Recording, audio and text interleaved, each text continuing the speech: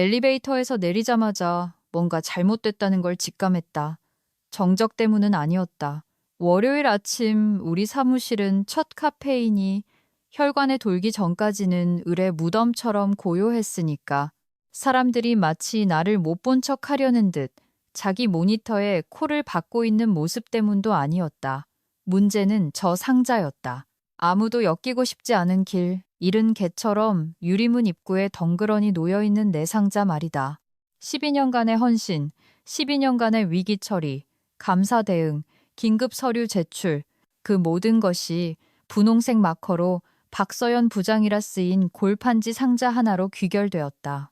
속이 무너져 내렸지만 나는 걸음을 늦추지 않았다.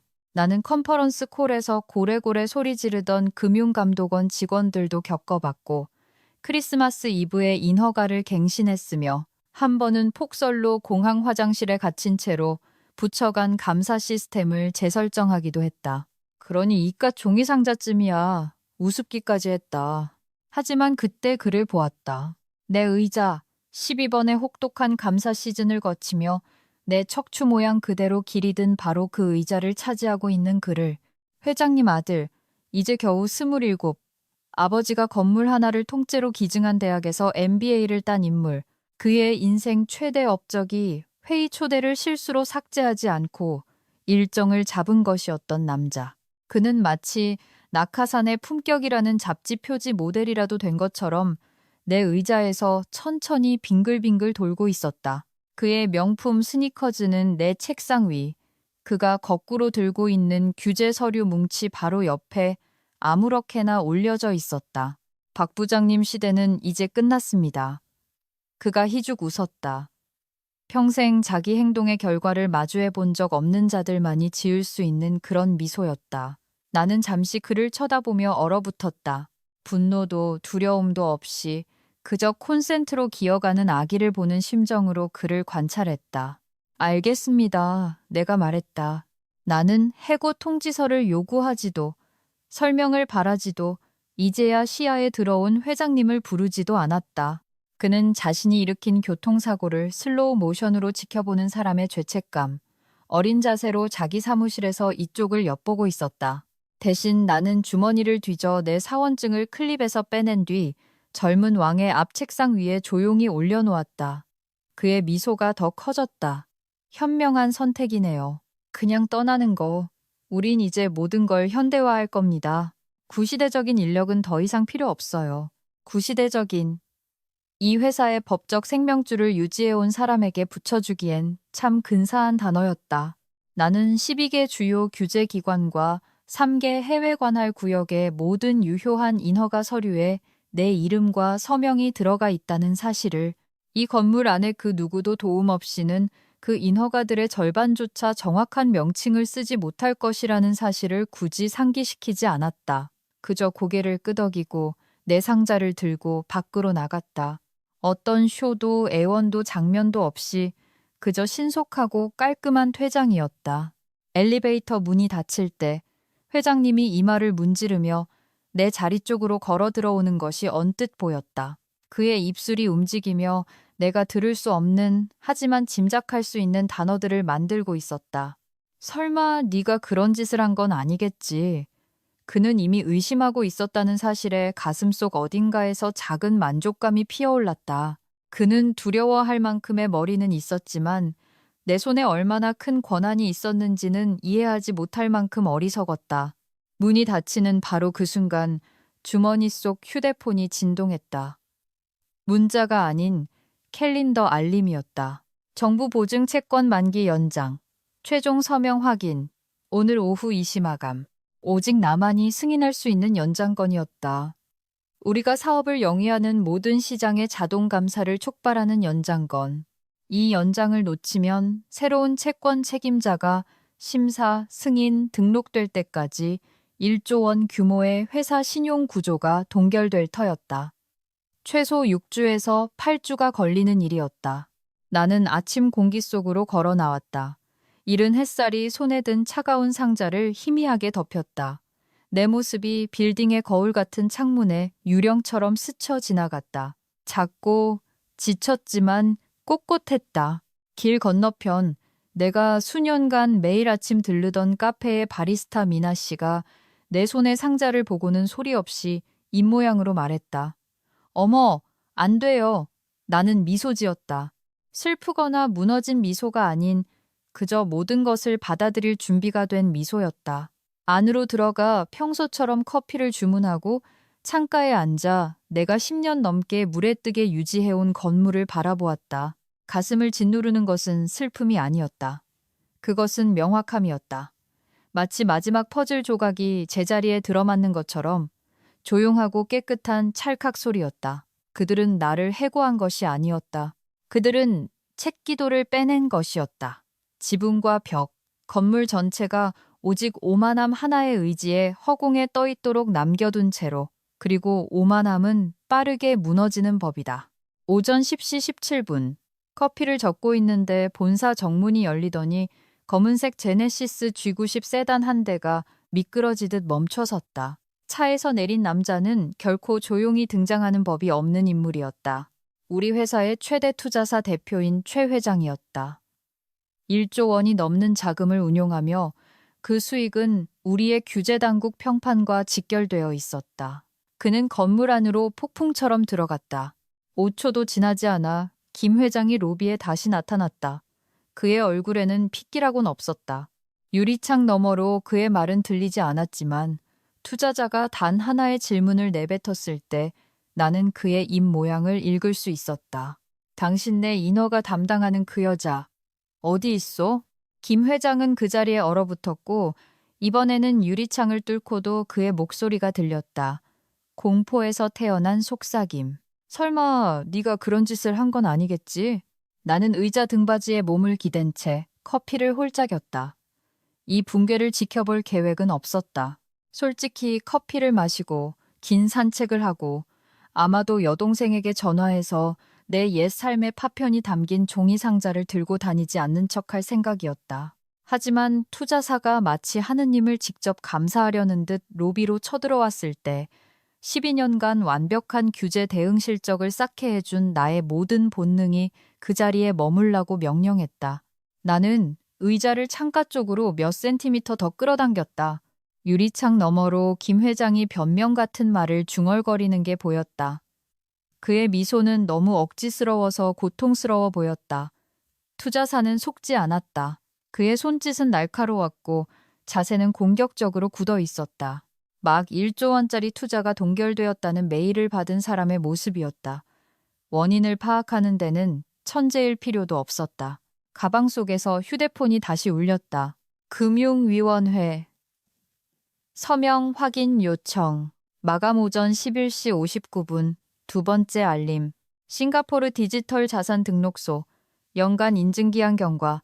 오후 1시. 세 번째. 공정거래위원회 은행감독과. 최종 승인 필요. 오늘 하루 3건의 알림, 3개의 관할구역, 한 사람에게 속한 3개의 서명. 바로 나였다. 나는 알림을 닫고 종이 상자 위에 팔짱을 꼈다. 복수심도 우월감도 없이 그저 그들이 유능함을 연고주의와 맞바꾸면서 무엇을 붙였는지에 대한 완전한 인식만이 있었다. 11시 6분. 마침내 회장 아들 김민준이 로비에 나타났다. 그는 2시간 전 나를 내쫓을 때보다 더 창백해 보였다. 그의 비싼 스니커즈가 대리석 바닥을 급히 가로질러 투자사에게 향하는 동안 끽끽거리는 소리를 냈다. 그 모습만으로도 나는 눈썹을 치켜떴다. 김민주는 결코 서두르는 법이 없었다. 그는 자신이 하는 어떤 일도 결과를 낳지 않을 때나 가질 수 있는 그런 걸음걸이로 세상을 부유했다. 투자사는 그가 다가오는 것을 중간에 막아서며 손에 든 서류철을 손가락으로 툭툭 쳤다. 정확한 단어는 들리지 않았지만 투자사의 목소리는 유리창을 뚫고 의미를 명확히 전달했다. 이 연장 서류들 누가 서명했소? 김민주는 정답은 모르지만 열정으로 교수를 현혹하려는 학생처럼 빠르고 자신감 있게 말했다. 통하지 않았다. 투자사가 너무나 날카롭게 소리치는 바람에 안내 데스크의 직원이 의자에서 펄쩍 뛰었다. 김 회장이 김민준을 옆으로 끌어당기며 그의 어깨를 어찌나 세게 쥐었던지 그가 움찔했다. 그리고 나는 보았다. 회장이 그를 내 옛 사무실 쪽으로, 내 의자와 내 책상, 바로 그가 나를 해고했던 그 책상으로 끌고 가는 것을. 뱃속에서 불쾌한 것이 꿈틀거렸다. 만족감도 분노도 아닌, 그들이 정말로 그가 나를 대체할 수 있다고 생각했다는 사실에 대한 시큼한 깨달음이었다. 바리스타 미나 씨가 내 테이블에 새 냅킨을 놓아주었다. 그녀는 내가 규제 관련 표에 코를 박고 지쳐있는 모습을 충분히 봐왔기에 이것이 단순한 사무실 드라마 이상이라는 것을 이해했다. 커피 더 드릴까요? 그녀가 조용히 물었다. 나는 창문에서 눈을 떼지 않은 채 고개를 끄덕였다. 그녀가 씩 웃었다. 이번엔 디카페인은 아니겠네요. 전 직장이 불타는 걸 구경하면서 디카페인을 시키는 사람은 없죠. 그녀 말이 맞았다. 본사 안에서는 투자사가 회장과 김민준을 따라 운영부서로 들어갔다. 직원들이 자리에서 일어나 목을 빼고 본능적으로 피냄새를 맡았다. 부수적인 피해자가 될 가능성에 겁먹은 미어캣 무리처럼. 11시 18분 내 휴대폰이 다시 진동했다. 내부 시스템, 이전 계정 정보 접근 시도, 경고, 비인가 로그인, 그리고 1초 뒤 또 다른 알림. 2차 시도 감지, 60초 후 시스템 잠금. 이것은 김민준이나 그만큼 무지한 누군가가 내가 처음부터 구축한 인허가 시스템을 해킹하려 한다는 의미였다. 나는 커피를 한 모금 마시고 코로 숨을 내쉬며 허공에 속삭였다. 어디, 잘해봐. 다음 경고는 더 빨리 왔다. 긴급 알림, 금융위 인가, 상태 변경, 연체, 서명 누락. 심장이 더 빨리 뛰지 않았다. 손도 떨리지 않았다. 나는 그저 유리창 너머로 투자사가 김 회장을 향해 돌아서는 것을 지켜보았다. 그의 목소리가 대리석 벽에 메아리 쳤다. 직원들은 보이지 않게 되려는 듯 파티션 안으로 몸을 움츠렸다. 법무팀의 한 여직원이 수류탄이라도 되는 듯 휴대폰을 들고 시야로 뛰어들어왔다. 그녀의 입술이 하나의 명백한 문장을 만들었다. 부장님이 서명을 안 했습니다. 회장의 얼굴이 무너져 내렸다. 김민준의 눈이 커졌다가 더 커졌다가 초점을 잃었다. 투자사는 내가 딱 한 번, 싱가포르 규제 당국자가 한 핀테크 스타트업에게 그들의 라이선스가 즉시 정지되었다고 통보했을 때 보았던 표정으로 회장을 돌아보았다. 그는 짧고 정확하며 최종적인 무언가를 말했다. 회장의 어깨가 무너져 내렸고 그는 5초 만에 10년은 늙어 보였다. 그러다 투자사의 시선이 방을 훑었다. 찾고 추적하며 마침내 내가 한때 앉아있던 텅 빈 책상에 멈췄다. 그의 얼굴이 굳어졌다. 그는 이해했다.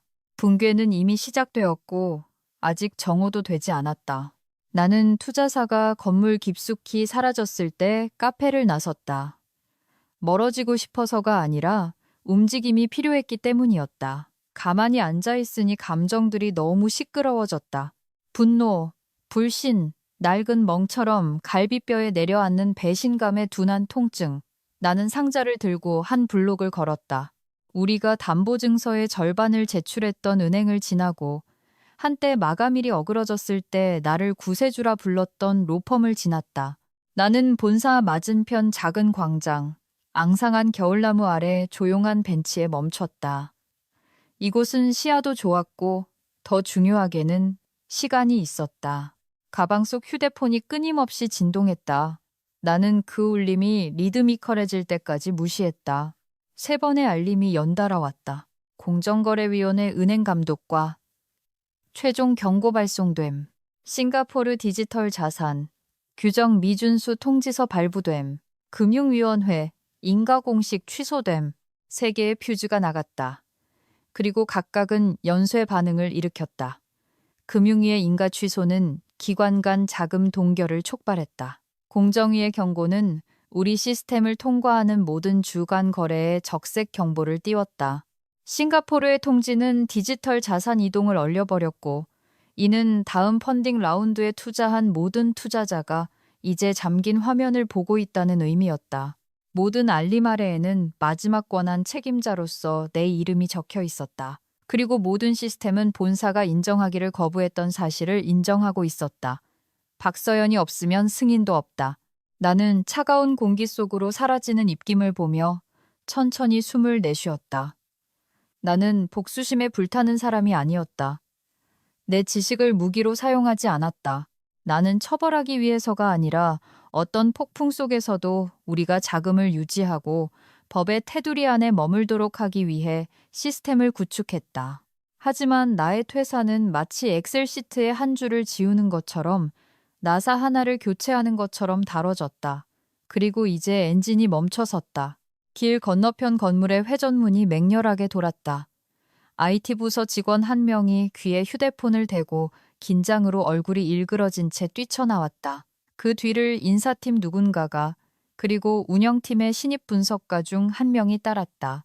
그들은 보도에 모여 열띤 대화를 나눴다. 그중 한 명이 태블릿을 손가락으로 가리켰다. 나는 그 인터페이스를 알았다.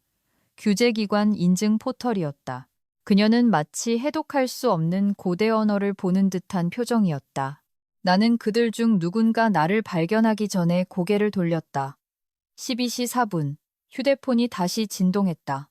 이번에는 알림이 아닌 모르는 번호로부터 온 문자였다. 이렇게 될 줄 알고 계셨던 거죠? 나는 답장하지 않았다. 아마도 우리 조직에 깨지기 쉬운 균형을 끝까지 이해했던 유일한 사람에게 문자를 보낸 법무팀의 누군가일 터였다. 12시 30분이 되자 벤치가 차가워졌다. 나는 상자를 열어 마지막으로 넣었던 유일한 물건을 꺼냈다.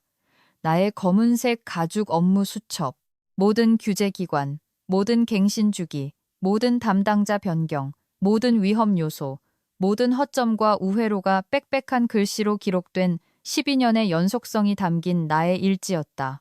나는 이틀 전 금융위 갱신 일정의 세부 사항을 휘갈겼었던 마지막 페이지를 펼쳤다. 내 필체가 나를 보고 있었다. 마감, 월요일, 유예 기간 없음. 책을 덮었다. 이것은 복수가 아니라 책임의 문제였다. 내가 단일 장애점, single point of failure 가진 구조를 만든 것은 내 기호나 자존심 때문이 아니라 법이 그것을 요구했기 때문이었다. 규제기관은 특정 채권 담보 인허가의 공동 서명을 허용하지 않았다. 그들은 단 한 명의 책임자를 요구했고 그 책임자는 방금 규정 준수를 형식적인 절차로 여기는 애송이에게 해고당했다. 한 줄기 바람이 내 머리 위 나뭇가지를 스치고 지나갔다. 휴대폰이 다시 울렸다. 이번에는 전화였다. 발신번호 표시 제한. 벨이 끝까지 울리도록 내버려 둘 뻔했지만 무언가 내 안에서 나를 움직였다. 불가피함에 대한 후회 없는 감정. 나는 전화를 받았다. 박서연입니다. 목소리는 여성의 것이었고 긴장했지만 차분했다. 싱가포르 통화청의 제닌입니다. 나는 자세를 바로 했다. 저희가 귀하의 전 고용주와 연락을 시도했는데 그녀가 말을 이었다. 그들의 답변이 일관되지 않습니다. 귀하께서 여전히 그들의 규제 채권에 대한 권한 있는 책임자인지 확인해 주실 수 있습니까? 간단한 질문. 모든 관할 구역의 운명을 결정할 수 있는 질문. 나는 거짓말을 할 수도, 회피할 수도, 회사가 조용히 고통받도록 내버려 둘 수도 있었다. 하지만 현실과 법은 감정에 따라 휘어지지 않았다. 아니요. 내가 말했다.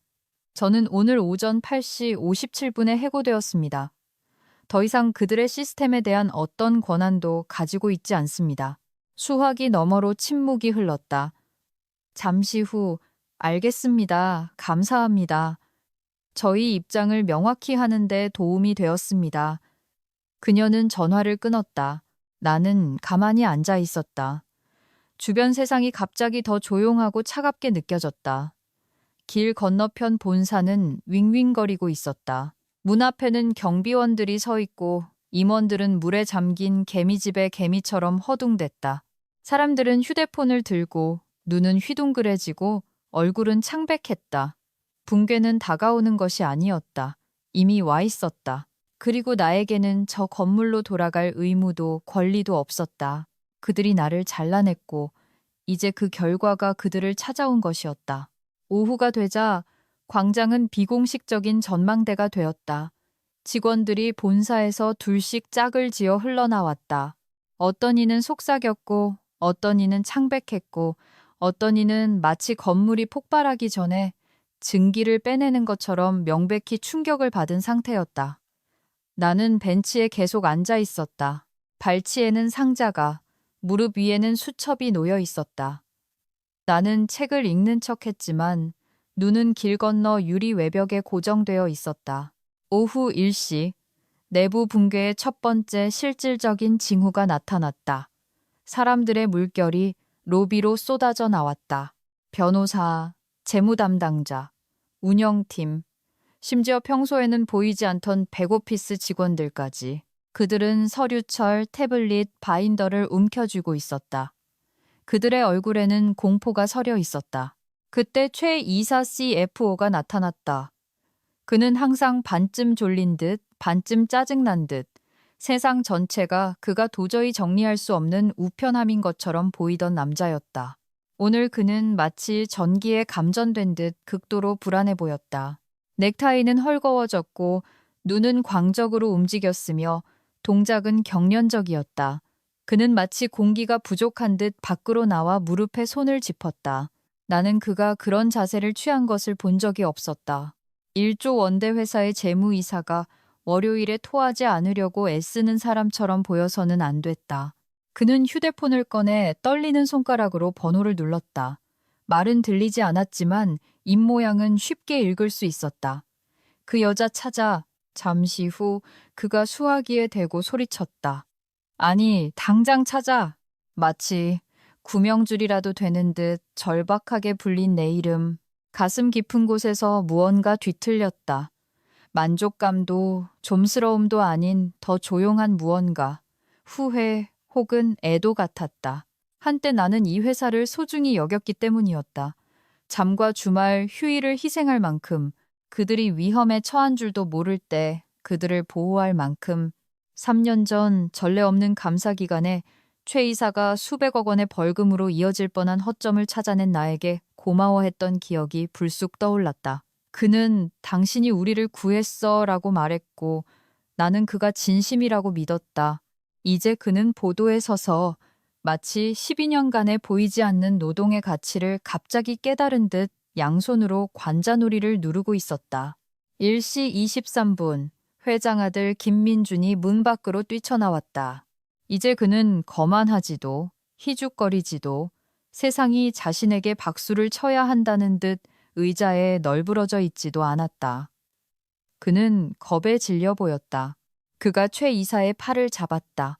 재무이사는 움찔하며 격렬하게 고개를 저으며 날카로운 무언가를 말했다. 김민주는 마치 뺨이라도 맞은 것처럼 뒤로 물러섰다. 나는 벤치 등받이에 기댔다. 바람이 뺨을 스쳤고 손은 수첩을 더 꽉 쥐었다. 이것은 복수가 아니었다. 이것은 결과였다. 내 휴대폰이 다시 울렸다. 이번에는 이메일이었다. 발신금융위원회. 제목 긴급 규제 관련 지뢰. 나는 메일을 열었다. 박서연님, 귀하의 전 고용주에게 여전히 권한 있는 대리인이 남아있는지 확인하고자 합니다. 해당 회사 직원들은 상충되는 설명을 하고 있습니다. 규정에 따라 귀하의 해고 사실을 서면으로 확인해 주실 수 있겠습니까? 숨이 잠시 멎었다. 규정에 따라 그들은 서면 확인이 필요했다. 서명의 부재를 공식적으로 기록할 필요가 있었다. 그리고 내가 이 이메일을 보내는 순간 회사를 유효한 인허가와 연결하는 마지막 끈이 공식적으로 끊어질 것이었다. 이것은 위협도 감정도 아니었다.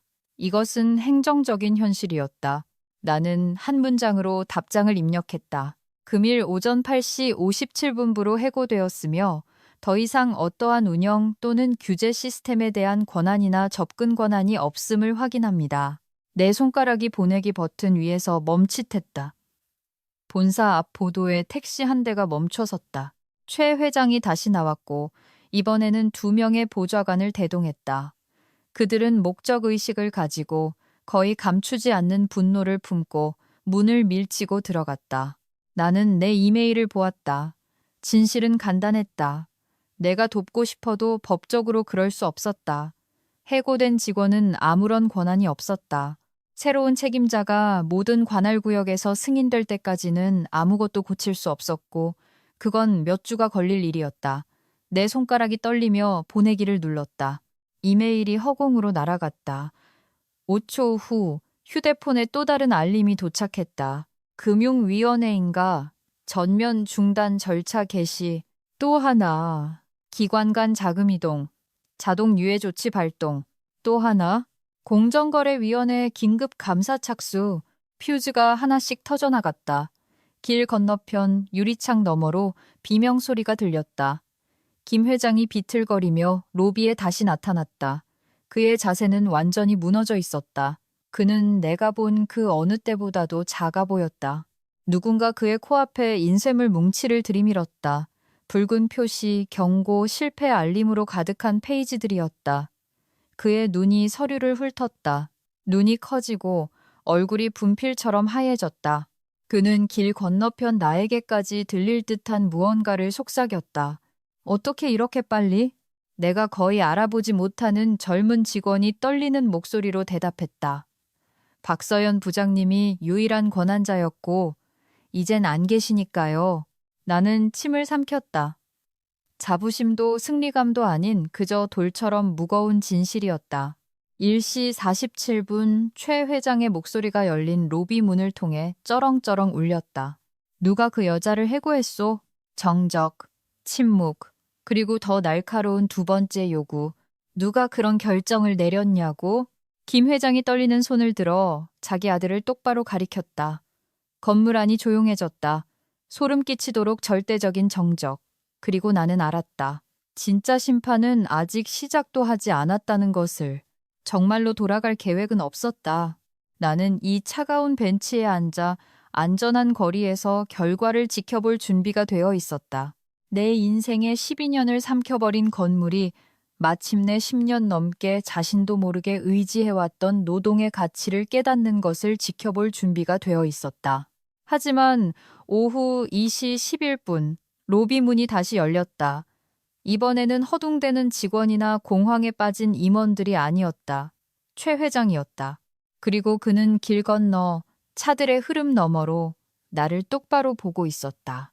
그의 시선은 마치 내가 어디에 있는지 처음부터 알고 있었다는 듯 내게 박혔다. 그는 소리치지도 손짓하지도 부르지도 않았다. 그저 한 번 고개를 끄덕였다. 명령이 아닌 요청. 그 끄덕임은 이렇게 말하고 있었다. 당신이 한 일을 압니다. 왜 그랬는지도 이해합니다. 제발. 김 회장과 김민준이 그를 따라 나왔지만 그들의 얼굴은 다른 이야기를 하고 있었다. 공포, 절망, 그리고 자존심 때문에 대체 불가능한 무언가를 잃었다는 깨달음. 나는 아주 잠시 그냥 앉아 있을 뻔했다. 거의 그럴 뻔했다. 하지만 나는 일어섰다. 길을 건너는 것이 평소보다 더 길게 느껴졌다. 심장은 평온했고 호흡은 고르게 유지되었다. 12년간의 보이지 않는 노동은 내가 생각했던 것보다 훨씬 더 단단한 척추를 만들어 주었다. 최 회장이 문 앞에서 나를 맞았다. 박서연 씨. 그가 말했다. 그의 어조는 친절하지도 적대적이지도 않았다. 유능함을 보면 그것을 존중하는 사람의 목소리였다. 이야기를 좀 해야겠습니다. 나는 그의 너머를 보았다. 김 회장은 10년은 더 늙어 보였다. 김민주는 자신이 그 가치를 이해하지 못하는 물건을 망가뜨리다 걸린 아이 같았다. 직원들은 얼어붙은 채 지켜보고 있었다. 나는 안으로 들어갔다. 로비는 바깥보다 더 춥고 더 조용했다. 내가 지나갈 때마다 모든 속삭임이 대섰다. 최 회장은 나를 중역 회의실로 안내했다. 그곳에는 이미 변호사들, 이사회 멤버 몇 명, 여전히 창백한 재무이사, 그리고 나와 눈을 마주치지 못하는 듯한 김 회장이 있었다. 내 뒤로 문이 닫혔다. 한동안 아무도 말을 하지 않았다. 마침내 최 회장이 테이블 위에 규제 실패 관련 서류 뭉치를 가리켰다. 무슨 일이 일어났는지 설명해 줄 수 있겠습니까? 그가 물었다. 나는 차분하고 침착하게 고개를 끄덕였다. 귀사의 유효한 인허가에 서명할 권한이 있는 유일한 사람을 해고하셨습니다. 일부 관할구역은 유예 기간을 허용하지만 일부는 그렇지 않습니다. 금융위는 허용하지 않고 싱가포르도 공정위는 더더욱 그렇습니다. 나는 잠시 멈췄다. 그리고 하필 갱신 당일에 저를 해고하셨죠. 서명 없이 마감 시한이 지나자 시스템은 자동 동결을 시작했습니다. 한 관할 구역이 동결되자마자 기관 간 연동된 경보 시스템이 추가적인 차단을 유발했습니다. 연쇄 반응이었죠. 나는 완화하지도 극화하지도 않고 그저 사실을 말했다. 최 회장은 팔짱을 꼈다. 이거 해결할 수 있습니까? 나는 천천히 숨을 내쉬었다. 네. 하지만 빠르진 않을 겁니다. 새로운 책임자가 각주와 국제위원회의 승인을 받아야 합니다. 이 과정은 보통 3주에서 8주가 걸립니다. 3주에서 8주간의 업무 중단, 3주에서 8주간의 자본 동결, 3주에서 8주간 투자사가 1조 원짜리 포트폴리오를 꼼짝도 못하게 될 시간. 최 회장이 김 회장을 쳐다보았다. 이건 피할 수 있었던 일이잖소. 김 회장의 목소리가 떨렸다. 서연아, 우리가 몰랐다. 아니요. 내가 부드럽게 말했다.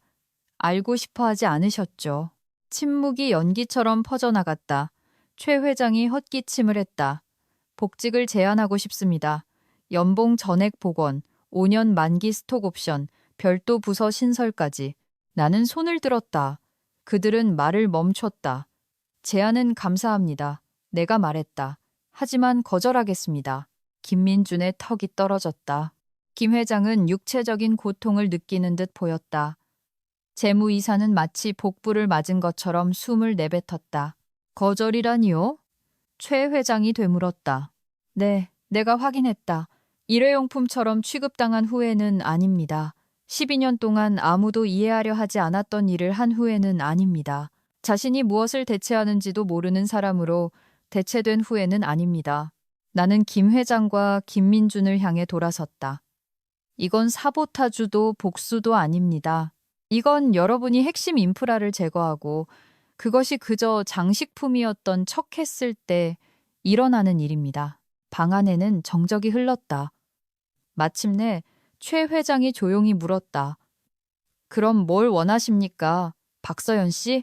나는 내 업무 수첩에서 명함 한 장을 꺼내 테이블 위로 밀었다. 내 명함이었다. PSM 컴플라이언스 컨설팅, 규제 아키텍처 및 관할권 통합 감독. 저는 더 이상 무시당하지 않는 시스템을 만들고 싶습니다. 내가 말했다. 자원을 구걸할 필요도 없고 어둠 속에서 회사 전체를 혼자 짊어질 필요도 없이요. 최 회장이 명함을 집어들고 천천히 살펴보았다. 그는 고개를 끄덕였다. 당신 회사와 계약에 대해 논의하고 싶군요. 그의 등 뒤에서 김 회장이 의자에 주저앉았다. 김민주는 당장이라도 토할 것 같은 표정이었다. 진짜 심판은 이제 막 시작된 것이었다.